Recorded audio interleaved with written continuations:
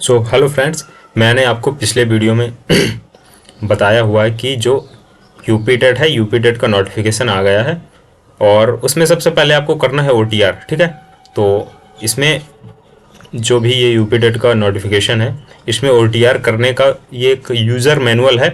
तो इसको मैं आपको बता देता हूँ और आपको मैं फर्दर आगे वीडियो में भी दिखा दूँगा कि आपको यूपी टेट का जो OTR का रजिस्ट्रेशन है वो कैसे करना है। ठीक है, तो ये है यूज़र मैनुअल, तो इसको देखेंगे।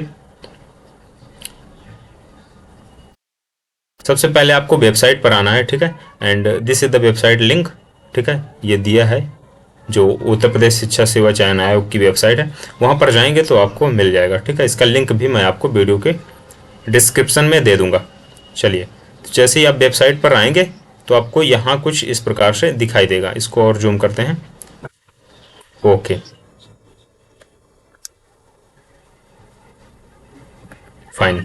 सो यहाँ पर न्यू कैंडिडेट, इसका मतलब है कि आप नए कैंडिडेट हैं और पहली बार अपना रजिस्ट्रेशन करना चाह रहे हैं। ठीक है, इसके बाद सेकंड चीज़ है ये ऑथेंटिकेटेड लॉगिन, मतलब आपने पहले से रजिस्ट्रेशन कर लिया है और यहाँ पर आप क्या कर रहे हैं, दोबारा से या कोई चीज़ अपडेट करने के लिए, या ठीक है बीच में आपने मान लो ब्रेक ले लिया था, छोड़ दिया था एप्लीकेशन फॉर्म को, तो आप यहाँ पर से दोबारा से आप क्या कर रहे हैं, लॉगिन कर रहे हैं। ठीक है, तो ये वाला ऑप्शन आप चूज करेंगे। फर्स्ट टाइम न्यू कैंडिडेट जो ओटीआर करने जा रहे हैं वो ये पहला ऑप्शन चूज करेंगे। ठीक है, इस बात को आप ध्यान रखेंगे। फिर अगले पेज में दिया गया है, यहाँ पर लिखा है कि न्यू कैंडिडेट जो पहली बार रजिस्ट्रेशन कर रहे हैं वो चूज करेंगे। ठीक है, फिर इसके बाद जो स्टेप 2 है, इस पर आपको पंजीकरण विवरण दर्ज करना है, मतलब आपको जो भी बेसिक डिटेल है, जैसे कि इसमें पूरा नाम 10th की मार्कशीट के अनुसार। ठीक है, पिताजी का नाम, माताजी का नाम, अपनी जन्मतिथि और जो भी आपका जेंडर है, ठीक है स्त्री या पुरुष है और या थर्ड जेंडर है।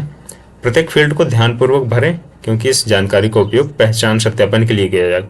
हाँ, ये बात सही है, और कि आप जो है जो भी जानकारी भरें तो ये बार बार बताने की आवश्यकता नहीं है, आपको खुद ध्यान देना होगा कि बिल्कुल सही जानकारी भरें। तो स्टेप फर्स्ट है आपको 10th की जानकारी भरना है, अपनी 10th के अनुसार नाम, पिता का नाम, माता का नाम, ठीक है, डेट ऑफ बर्थ। फिर इसमें बार बार आप चेंज भी नहीं कर पाएंगे, तो बहुत ही सतर्कता से आप ये कार्य करें आप। ठीक है, यहाँ पर डेमो जैसे दिखाया गया है। फिर इसके बाद अगला स्टेप है कि जो कैंडिडेट है इनको सत्यापन के लिए एक वैध प्रमाण पत्र देना आवश्यक है। ठीक है, तो वैध प्रमाण पत्र में आपका आधार कार्ड हो सकता है, आपका ड्राइविंग लाइसेंस हो सकता है। ठीक है, ये तो आधार कार्ड हो गया, ड्राइविंग लाइसेंस हो गया, पैन कार्ड हो गया, या वोटर आईडी हो गई। ठीक है, इस प्रकार से जो भी एक आइडेंटिटी कार्ड होता है तो उसको आप क्या करेंगे, यहाँ पर दर्ज करेंगे, यहाँ पर इंटर करेंगे। जैसे यहाँ पर आधार कार्ड, अब इसको वेरीफाई भी करना है, वेरीफाई वाया OTP। तो ठीक है, जनरेट वेरिफिकेशन QR कोड, इसके माध्यम से भी आप इसको क्या कर सकते हैं, वेरीफाई कर सकते हैं। तो जो फॉर्म भरने का तरीका है और जो नई टेक्नोलॉजी है, ये मैं देख रहा हूँ कि जो पिछले फॉर्म हैं उनसे काफ़ी ज़्यादा बिल्कुल नई टेक्निक यूज़ हो रही है, जैसे कि ऑनलाइन फेस कैप्चर वेरिफिकेशन है ना, और ये वेरिफिकेशन हो रहा है जैसे आधार का OTP के माध्यम से। ये तो मान लो चलो पहले नहीं होता था, पहले बस नंबर डलवा लिया आपसे कि आधार नंबर डाल दो आप, ठीक है, पर अब वेरिफिकेशन भी ले रहे हैं अभी, और सामने व्यक्ति का भी वेरिफिकेशन हो रहा है अपलोड करते समय कि आप मतलब जिंदा आदमी है कि बस ऐसे ही कोई है जिसका डमी रजिस्ट्रेशन किया जा रहा है।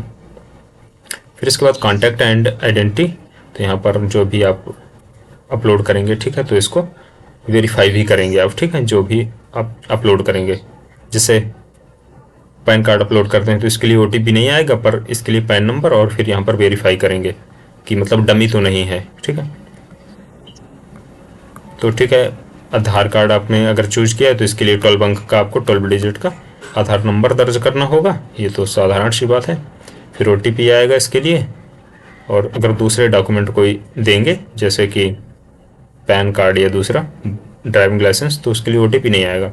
फिर एक ऑप्शन आता है यहाँ पर क्रिएट पासवर्ड, तो पासवर्ड आप बनाएंगे। ठीक है, पासवर्ड 8 डिजिट का होता है जनरली, तो यहाँ पर दिया होगा, मतलब अल्फ़ा न्यूमेरिक होगा। ठीक है, और एक सिक्योरिटी क्वेश्चन और सिक्योरिटी आंसर भी चूज करेंगे, तो ये OTR मतलब ये सीटेट लेवल का OTR है, पहले यूपी में ऐसे नहीं होता था, ठीक है, मुझे पता है क्योंकि मेरे घर के सदस्यों ने दिया हुआ है, ठीक है, किया हुआ है। तो इसके बाद यहाँ पर देखो लाइव फोटो आइडेंटिटी वेरिफिकेशन भी हो रहा है, ठीक है, यही आधार का। इसके बाद मोबाइल नंबर का OTP वेरिफिकेशन होगा, ईमेल आईडी और OTP वेरिफिकेशन होगा। मोबाइल नंबर ईमेल आईडी ध्यान देंगे आप अपनी ही डालें, ठीक है, आजकल तो सबके पास है मोबाइल नंबर और ईमेल आईडी, पर कभी कभी क्या होता है जनसेवा केंद्र वाला अपनी ईमेल आईडी चेप देता है, ठीक है, तो उसको ध्यान देंगे आप कि आप जो है अपनी ईमेल आईडी डालें, क्योंकि फ्यूचर में फिर आपको कोई भी जो भी काम पड़ेगा या कहीं चेंज करना है कुछ, ठीक है, कुछ करेक्शन करना है तो वो आपको मदद होगी उससे। फिर इसके बाद पहचान और संपर्क सत्यापन है, तो यहाँ पर आपको करना है वर्तमान डिवाइस कैमरा का उपयोग करें, ठीक है। तो इसके लिए मुझे लगता है कि इस फॉर्म को भरने के लिए लैपटॉप आपके पास होना चाहिए।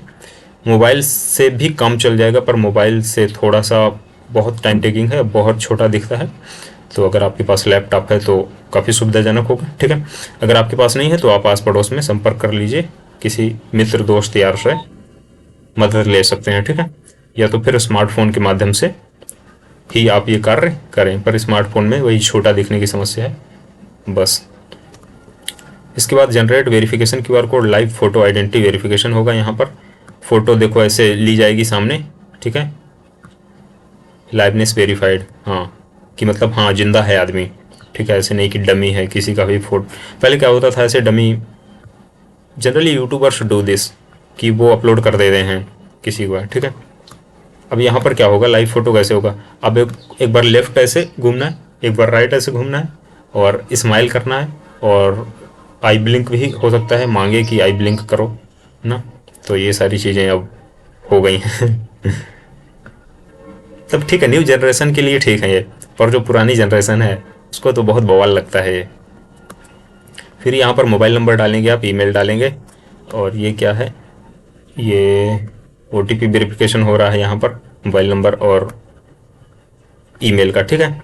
ये देखो OTP ऐसे करके कुछ आ रहा है मोबाइल के जो SMS है उसमें, और इसमें जिस देखो रिचार्ज नहीं है तो रिचार्ज करा लेना उस नंबर में, तभी OTP आएगा। जियो में तो आ जाता है, ठीक है, ईमेल में तो कोई दिक्कत नहीं है, इस डेटा से कनेक्ट है तो आपका OTP आ जाएगा। फिर लॉगिन पासवर्ड बनाएंगे, तो लॉगिन पासवर्ड बनाने के लिए आप क्या करेंगे, अपर केस लोअर केस ना, नंबर स्पेशल कैरेक्टर वही 8 से 10 डिजिट का कोई बना लेंगे, और ध्यान रखेंगे आप सिक्योरिटी क्वेश्चन भी यहाँ पर एक सेट करना है और उसका आंसर, ठीक है, तो इसको आप नोट कर लेंगे। जब करेक्शन करना होगा आपको, एडिट करना होगा, तो उसमें आपको हेल्प होगी, मदद मिलेगी, ठीक है। चलिए आगे बढ़ते हैं हम लोग। यहाँ पर चीज़ें दी गई हैं कि कैसे, जैसे सीटेट का है थोड़ा सा ना नेक्स्ट लेवल का, वैसे यूपी टेट में आ गया है। यूपी की गवर्नमेंट एडवांस हो गई है ना, ठीक है, तो थोड़ा सा एडवांस अच्छी टेक्नोलॉजी लेकर आए हैं, ये अच्छी बात है। बस समय से एग्ज़ाम करवा लें और ये सारी चीज़ें तो और भी अच्छी बात है, ठीक है। इसके बाद रजिस्ट्रेशन, जैसे ही आप ये सब वेरीफाई करेंगे पासवर्ड वगैरह, तो इसके बाद आपका जो रजिस्ट्रेशन है वो क्या होगा, कंप्लीट हो जाएगा। तो रजिस्ट्रेशन OTR ID इस प्रकार से मिल जाएगी आपको, और इसमें इस OTR ID को आपको क्या कर लेना है, नोट कर लेना है या स्क्रीनशॉट ले लेना है, ठीक है, क्योंकि कई बार SMS वगैरह डिलीट हो जाता है। फिर जैसे ही OTR हो गया आपका, तो इसके बाद क्या करेंगे, पर्सनल डिटेल फिल करेंगे। यहाँ पर पर्सनल डिटेल मतलब यहाँ पर कुछ तो फिल हैं जैसे जो आपने स्टार्टिंग में फिल की थी, पर जैसे नेशनैलिटी हो गई, ठीक है, मैरिटल स्टेटस की आप married hand married, birth place कौन सा स्टेट है, ठीक है, तो यूपी है जैसे, विजिबल आइडेंटिफिकेशन मार्क अगर कोई है, ठीक है, जैसे कट मार्क है, ठीक है, चोट वोट लगी है कहीं पर या कोई और भी निशान चिन्ह है तो उसको आप यहाँ पर बता देंगे फिर देखो सबसे जो महत्वपूर्ण है और एक बड़ा मुद्दा है, आरक्षण श्रेणियाँ, ठीक है, रिजर्वेशन कैटेगरी। तो आप किस कैटेगरी से बिलोंग कर रहे हैं, general, EWS, OBC, SC, ST, ठीक है, तो इसको आप वहाँ पर दर्ज करेंगे, नीचे आएगा यहाँ पर देखो कैटेगरी कौन सी है, रिजर्व, जनरल, तो यहाँ पर आप इंटर करेंगे। और फिर आधार भी पूछ रहा है क्या यहाँ पर, आई थिंक, ठीक है, सेव एंड नेक्स्ट करेंगे कैटेगरी। अब फिर देखो जैसे जनरल चूज कर लिया आपने, ठीक है, नो प्रॉब्लम। तो जनरल में तो कुछ नहीं मांगता कैटेगरी सर्टिफिकेट। ओबीसी अगर आपने चूज किया तो कैटेगरी सर्टिफिकेट मांगता है, और कैटेगरी सर्टिफिकेट जो मतलब ठीक है जाति प्रमाण पत्र होता है उत्तर प्रदेश का। और अगर आप अदर स्टेट के हैं तो एज ए जनरल ट्रीट किए जाएंगे, ये भी आपको मालूम होगा। तो आप creamy non creamy layer choose करेंगे कि क्रीमी लेयर हैं कि नॉन क्रीमी लेयर हैं। तो ठीक है, क्रीमी लेयर हैं तो जनरल में ही आ जाएंगे, नो प्रॉब्लम। और इसके बाद कैटेगरी सर्टिफिकेट नंबर, ठीक है, सर्टिफिकेट इशू डेट कौन सी है, इशूइंग अथॉरिटी कौन सी है, और स्टेट कौन सा है, ठीक है, इशू करने वाला। तो ये चीज़ आप यहाँ पर इंटर करेंगे, ठीक है। आधार लिंक्ड मोबाइल नंबर, अच्छा यहाँ पर आपको मोबाइल नंबर बार बार मांग रहा है क्या। कैटेगरी एंड स्पेशल रिजर्वेशन जो मैंने आपको ऊपर बताया, ठीक है, date of issue, creamy layer, non creamy layer. तो नॉन क्रीमी लेयर हैं तभी मतलब है, नहीं तो फिर तो जनरल ही ट्रीट होते हैं आप। ईडब्ल्यूएस, ठीक है, तो ईडब्ल्यूएस चयन करने वाले अभ्यर्थियों को अपने ईडब्ल्यूएस प्रमाण पत्र देना होगा। और ईडब्ल्यूएस तो आप जानते होंगे कि ऐसे जनरल के कैंडिडेट जो एक प्रकार से इकोनॉमिकली वीकर हैं, ठीक है, आर्थिक रूप से कमज़ोर हैं, तो उनको ईडब्ल्यूएस का 10% रिजर्वेशन प्रदान किया जाता है, ठीक है। फिर यहाँ पर कैटेगरी सर्टिफिकेट नंबर देना होगा, इशू डेट, ठीक है, इशूइंग अथॉरिटी, और ये मोबाइल नंबर शायद अपने आप आ जाए या फिर आपको एंटर करना पड़े। तो क्या आप पीएच हैं, मतलब फिजिकली हैं, डिसेबल्ड हैं, हैंडीकैप्ड हैं, तो इसको आप बताएंगे कि हैं कि आप नहीं हैं, ठीक है। तो इस प्रकार से ये चीज़ें हो गई। फिर सेव एंड नेक्स्ट पर क्लिक करेंगे तो आपको अगला पेज खुल जाएगा। और फिर इसके बाद बस वही कैटेगरी के बारे में चर्चा हो रही है कि SC ST हैं तो उनको भी ये चीज़ें देना पड़ेगा, ठीक है। जनरल कैंडिडेट को नहीं देना पड़ता है, ये आपको मालूम होगा। फिर PH फिजिकली हैंडीकैप्ड की पोजीशन आपको चूज करना है कि आप क्या हैं, ठीक है। अगर आप डिफरेंशियली एबल्ड हैं तो इसका शायद कुछ सर्टिफिकेट या नंबर, हाँ, दिव्यांगता प्रतिशत और PWD प्रमाण पत्र संख्या शामिल है, ठीक है। तो मतलब ऐसे नहीं कि आप ऐसे ही लाभ लेंगे, आपके पास होना चाहिए भी ना वैलिड डॉक्यूमेंट, तभी आप लाभ ले पाएंगे, क्योंकि उसमें अपलोड करना पड़ेगा। और नंबर मांग रहा है ना कि कौन सा ये नंबर है किसका, तो इस चीज़ को आप ध्यान देना है। जिस भी आप कैटेगरी से हैं, जो भी आरक्षण लग रहा है उसी को चूज कीजिए, गलत नहीं चूज कीजिए, क्योंकि बाद में फिर आप समस्या का सामना कर सकते हैं, ठीक है। विशेष आरक्षण श्रेणी है, जैसे स्वतंत्रता सेनानी हो गई, भूतपूर्व सैनिक हो गए, तो इनके लिए आप अपनी डिटेल भर लेंगे अपने अनुसार, ठीक है। यही सारी चीज़ें सर्विस मांग पूछता है, डेट, डेजिनेशन ना, डेट ऑफ इनरोलमेंट, कब आपने छोड़ा, कब ज्वाइन किया नौकरी।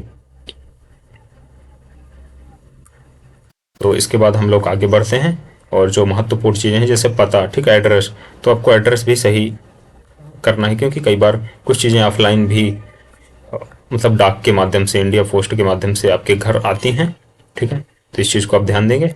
फिर शैक्षणिक योग्यता जो स्टेप 8 है, तो मतलब आपको जो भी एजुकेशनल क्वालिफिकेशन है, जैसे हाई स्कूल 10वीं की जानकारी कि आपके कितने परसेंट थे, कब पास किया, क्या रोल नंबर रहा, ठीक है, ये सारी चीज़। फिर 12th की और ग्रेजुएशन की, और फिर PG की, ठीक है, पोस्ट ग्रेजुएशन, स्नातकोत्तर। फिर प्रशिक्षण योग्यता है अगर आपकी कोई जैसे BEd BTC और भी कोई डिग्री, डिप्लोमा, ठीक है। तो इस चीज़ को आपको क्या करना है, भरना है, इंटर करना है। इसके बाद प्रोसीड, सेव एंड प्रोसीड पर करेंगे, ठीक है। तो एक एक चीज़ भरते जाएंगे, जैसे यहाँ पर हाई स्कूल 10th का, ठीक है, इसका हमने भरा। तो हाई स्कूल में देख लेते हैं एक बार कि जैसे क्या क्या चीज़ें हैं। अब यहाँ पर बॉक्स नहीं दिखाई दे रहा, ठीक है। Marksheet number, marks obtained, total marks, subject कौन कौन से थे, और यहाँ पर शायद और कुछ होगा कि कब पास किया ना, ईयर पूछ सकता है इसमें, है ना। फिर जैसे आपने भर दिया तो यहाँ पर, हाँ, जैसे आपने भर दिया 10th 12th, तो यहाँ पर देखेंगे हम लोग कि किस ईयर पास किया, सब्जेक्ट क्या थे, और रोल नंबर क्या था, और मार्कशीट नंबर, मार्क्स, ठीक है, और परसेंटेज, और एक्शन, ठीक है। एक्शन क्या है, आई थिंक ये बहुत ही छोटा दिख रहा है, पर जूम करते हैं इसमें क्या है, तो इस पर आप चाहे तो डिलीट करके करेक्शन कर सकते हैं, ये चीज़ दिया हुआ है, ठीक है।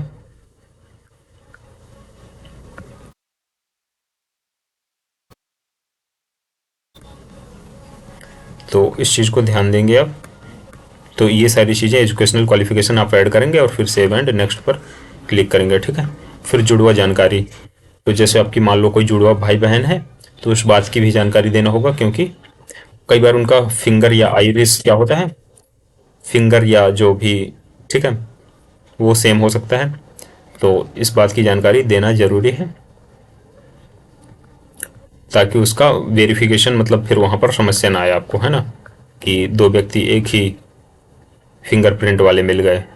इसके बाद आपको फ़ोटो अपलोड करना है। फ़ोटो का साइज़ जो रहेगा वो 30 KB से 300 KB, और फ़ोटो और साइन, और जो दस्तावेज है घोषणा पत्र है, ये 50 से 500 KB रहेंगे। तो देखो यहाँ पर आपको पासपोर्ट फ़ोटो अपलोड करना है, एक नई फ़ोटो अपलोड कीजिएगा आप तो सही रहेगा, नहीं तो फिर कई बार समस्या हो जाती है, ठीक है। मतलब जो भी आपकी नई फ़ोटो है उसको आप अपलोड कीजिए, और फिर सिग्नेचर आप अपलोड कीजिए यहाँ पर, ठीक है। सिग्नेचर आप ऐसे कॉपी में लिख करके किसी सादे पेज में, ठीक है, उसको आप फ़ोटो खींच लीजिए, उसको आप क्रॉप कर लीजिए, और जो भी इमेज, कई सारे जो टूल अवेलेबल हैं जिनके माध्यम से क्या कर सकते हैं आप उसको रिसाइज कर सकते हैं, ठीक है। तो पासपोर्ट साइज और सिग्नेचर अपलोड हो जाएगा, यहाँ पर दिखाई देगा। फिर यहाँ पर पीडीएफ फॉर्मेट में एक आईडी, कोई भी जो भी आईडी आपने चूज की हो उसको क्या करना है, आपको अपलोड करना है। ये देखो यहाँ पर फोटो आइडेंटिटी प्रूफ जो भी है आपने अपलोड कर दिया, यहाँ पर चूज किया और फिर अपलोड कर दिया। तो 10th की मार्कशीट यहाँ से अपलोड कर दी आपने, ठीक है, और 12th की मार्कशीट यहाँ से आपने अपलोड कर दी। ग्रेजुएशन की मार्कशीट आपने क्या कर दी, अपलोड कर दी। तो इस प्रकार से high school, inter, 10th, 12th, और फिर जो फोटो आइडेंटिटी कार्ड जो आपने भरा हुआ था, आधार कार्ड या पैन कार्ड जो भी, उसको आपने अपलोड कर दिया, ठीक है। फिर यहाँ पर से वो दिखाई देगा, ठीक है। तो यहाँ से चाहे तो आप चेंज कर सकते हैं अगर कुछ उसमें साफ नहीं है, दूसरा अपलोड हो गया है, ठीक है। तो ये सारी चीज़ें थी जो मैंने आपके साथ डिस्कस की। और फिर देखो हस्तलिखित एक घोषणा पत्र बच जा रहा है अभी, तो कुछ नहीं है यहाँ पर। हस्तलिखित घोषणा पत्र में ये दिया गया है कि मैं घोषणा करता हूँ कि जो भी जानकारियाँ हैं सारी सही हैं, और इस बात को आप एक सादे पेज में A4 साइज में लिख लेंगे, उसकी आप फ़ोटो खींच लेंगे, या आप क्या कर सकते हैं, हाँ, इस पर JPG या PNG ही मांग रहा है तो आप उसकी फ़ोटो खींच लीजिए, या जो डॉक स्कैनर ऐप है उसके स्कैन करके आप JPG में इसको बढ़िया रख लीजिए एक फ़ोल्डर बना करके, और फिर उसको आप अपलोड कर पाएंगे, ठीक है। फिर इसके बाद जो भी फॉर्म है इसका आप प्रीव्यू करेंगे, ठीक है। तो प्रीव्यू में ये सारी जानकारी खुल करके आ जाएंगी आपके सामने कि ये भरा है आपने। फिर आप चेक कर लीजिए, कहीं पर कुछ करेक्शन करने लायक है तो आप करेक्शन कर लीजिए, ठीक है। कोई डाउट है तो पूछ लीजिए, और फिर इसके बाद क्या करेंगे आप, अंतिम घोषणा, फाइनल मतलब कन्फर्मेशन करेंगे, और इसके बाद क्या करेंगे, सेव कर देंगे। तो इस प्रकार से क्या हो जाएगा, कंप्लीट OTR प्रोफाइल। तो जो आपकी OTR प्रोफाइल है वो क्या हो जाएगी, कंप्लीट हो जाएगी, ठीक है। अब OTR कंप्लीट करने के बाद आपका बन जाएगा एक प्रकार से OTR डैशबोर्ड। क्या बन जाएगा, OTR डैशबोर्ड। OTR रजिस्ट्रेशन आपका कंप्लीट हो गया। फिर जैसे आपका OTR रजिस्ट्रेशन कंप्लीट हो जाता है तो आप जो है इस प्रकार से कुछ दिखाई देगा, ठीक है। ये रहेगी आपकी OTR ID, UP and number कुछ रहेंगे, ठीक है। कुछ अल्फ़ाबेट भी इसमें दिया हुआ है। वेलकम यहाँ पे नाम आ जाएगा, personal detail, address detail, academic and qualification, twin detail हो गई, डॉक्यूमेंट अपलोड हो गया, प्रीव्यू, सबमिट OTR हो गया, ठीक है। OTR रजिस्ट्रेशन कंप्लीट हो गया तो कंप्लीट। फिर OTR डैशबोर्ड किस इस तरह से दिखाई देगा, ठीक है। जैसे आपको OTR कंप्लीट हो जाएगा तो फिर यहाँ पर से आप क्या कर पाएंगे, एग्जाम पर क्लिक करके यहाँ पर जैसे यूपी टेट 2026 है तो अप्लाई नाउ पर क्लिक करके क्या कर पाएंगे, आप यूपी टेट का फॉर्म भर पाएंगे। जो यूपी टेट की ऐतिहासिक भर्ती है उसका फॉर्म भर पाएंगे, ठीक है। तो इस वीडियो में मैंने आपको बताया कि जो भी यूपी टेट का OTR है, वन टाइम रजिस्ट्रेशन, तो इसको आपको कैसे करना है, और आगे की वीडियो में मैं आपको बताऊंगा कि OTR को मतलब लाइव करके दिखाऊंगा, और फिर यूपी टेट का जो फॉर्म भरना है तो ठीक है OTR के बाद वो कैसे करना है। तो ये चीज़ें भी आपको मैं समय समय पर वीडियो लाता रहूँगा। सो बने रहिए वीडियो में और देखते रहिए Navodaya academy. Till then keep learning, और यूपी टेट की ऐतिहासिक भर्ती में इस बार क्या कर देना है, झंडा गाड़ देना है, ठीक है। ओके।